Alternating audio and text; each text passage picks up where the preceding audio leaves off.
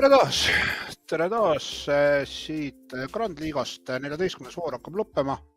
Kohe peetakse turniiri 70. kohtumine, mis tähendab seda, et see on 14. Kas tuleb lööki ka? Ei.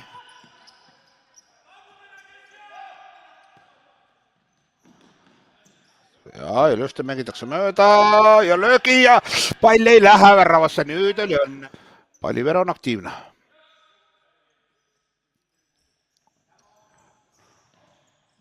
Ja lükka Palliver! Ei lähe, see Kaatsvetkov on tubli. Ja selle taha natukene, aga saavad kohad üles võetud.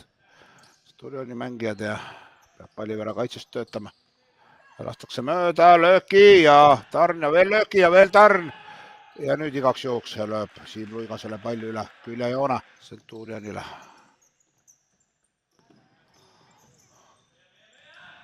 Kald lööb ja tarn ja veel ja nüüd Nukov lööb ära. Ja tagasi põrkunud palli Deniss Nukov 1-0. Uus katse.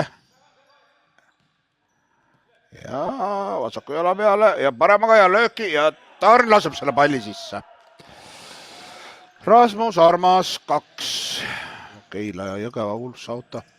Naiste poolfinaal eile esimene oli Aurora võitis Kohila püsivust.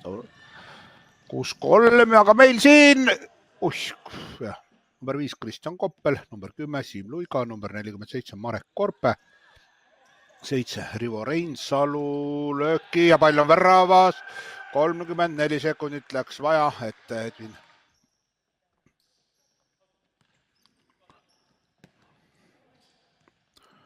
Jaale olemas, lööb oma teise Deniss Vnukov selles kohtumises ja seis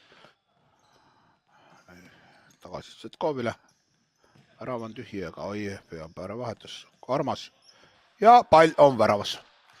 Edvin Stüff lööb oma teise nulli peal. Vastased või mitte. Paljuski on ka see küsimus. Ja nüüd seni ja pall on väravas. Ei.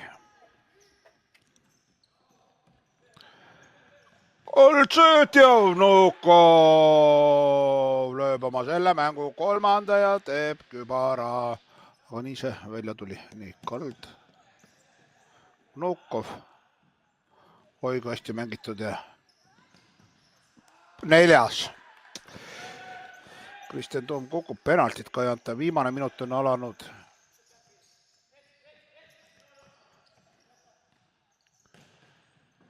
Ja jälle läbi mehe on pall väravas. Esimese poole ja 2-0 ja kogu kohtumise 9-0 võidab FC Centurion, saab tabelisse 10. võidu ning 32 punktiga tõuseb tabelis taas esimesele kohale. Pallivere jätkab 15 punktiga ja 8. kohal.